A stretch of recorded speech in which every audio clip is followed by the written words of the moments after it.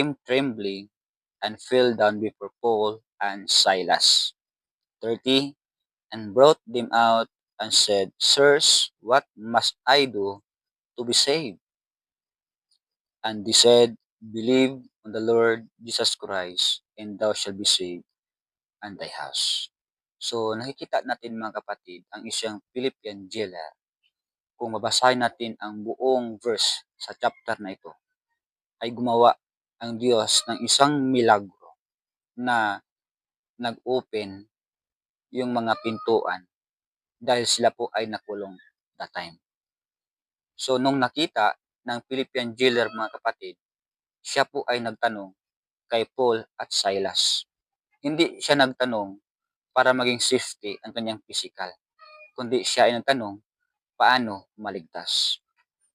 Sabi niya dito, and brought them out and said, Sirs, what must I do to be saved?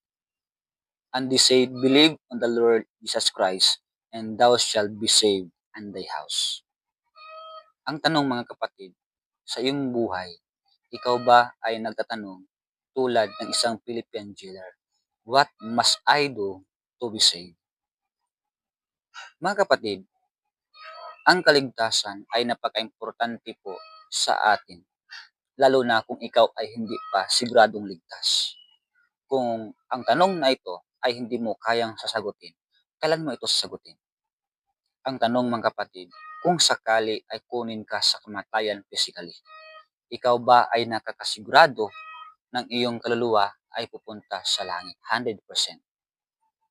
Ulitin ko, kung hindi mo ito masagot ngayon, kailan pa? Tulad ka ba ng isang Philippian jailer na nagtatanong, what must I do to be saved?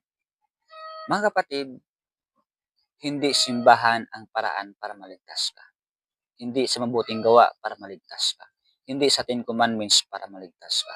Hindi sa pagpamembro para maligtas ka. Hindi sa pagbibigay para maligtas ka. Hindi.